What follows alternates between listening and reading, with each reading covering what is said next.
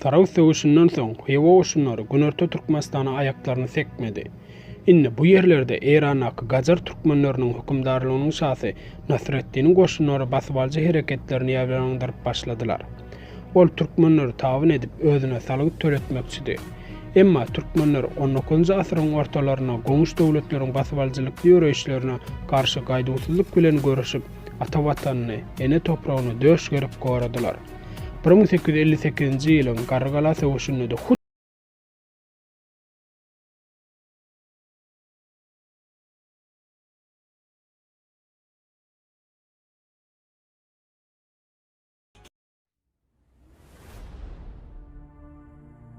Nasreddin Şah türkmenleriň üstüne ýöreş kurmak üçin mejlis geçirýär.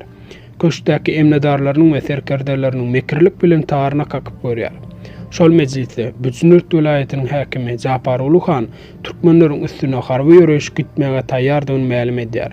Şah Japar Ulu Han 1858-nji ýylda öz goşunlaryna baş serkerde edip Gargalany, soňra bolsa Ahaly basyp almak üçin iýerýär. Japar Ulu Hanyň goşunlary ençeme gün ýol ýöräp, Gürgen boýuna düşleýär. Uruş hopunyň awanyp gelýänliginden habarly Gökleň türkmenleri Durdy Hanyň başçylygyny özara maslahatlaşyp galany berkidip söwüşe taýýarlyk görüp başlaýarlar.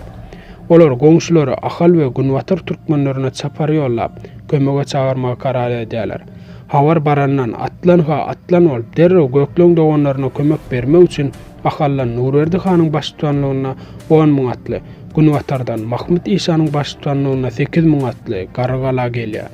Munyň özü kyn günne birek goldamagyň, umumy düşmana garşy bileşip görüşmegiň, türkmenleriň ganyna siňen nuny suwut edýärdi.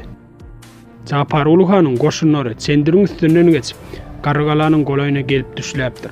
Adatça kadymdan gelýän däwe görä her tarapdan söwüşdeniň bir batyr uruşçy pelwan ýekmejek söwüşmek üçin orta çykmaly eken. Bu edekem şeýle bolupdyr. Ýekmejek söwüşde esasan kalkan bilen naýda kılıç ulanýardy. Japar Ulu Han öz pelwanyny öňe çykarypdyr. Gyllarwatdan päli mergen diýen bir batyr türkmen ýigdi garşydaşy bilen söwüşip, onuň sür depesinden gyljy indiripdir. Başa-baş söwüşden soň Gargalanyň etegine uruş başlanypdyr.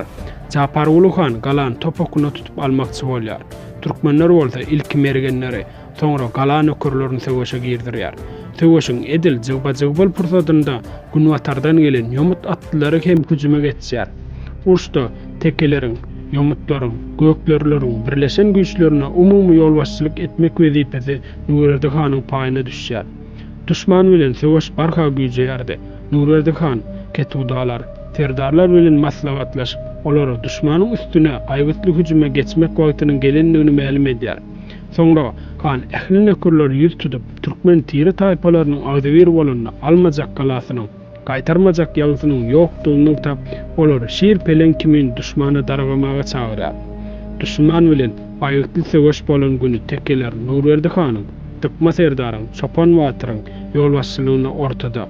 Ýomutlar Mahmud Işanyň, Tuwak Murat Traşyň başçylygyna çet tarapda.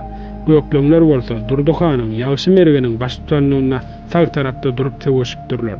Japar Ulu Han ähli top ganasyny söwüş meýdanyna çykarýar. Bu aýgytly çykyşynda iki tarap hem ören erjel söwüşýär. Japar Ulu Hanyň nökürleri türkmenleriň gazaply hüjümine çydaman beýde çekilmäge mejbur bolupdyrlar. Kän salym geçmänkä türkmenler dogul ýeňiş gadamdyrlar. Olar düşmanyň tuğuny çapypdyrlar. Nökürleriň aglawasyny gylşdan geçiripdirler. Bu gadaply söwüşde Monjukly depeniň töwereklerine bolupdyr.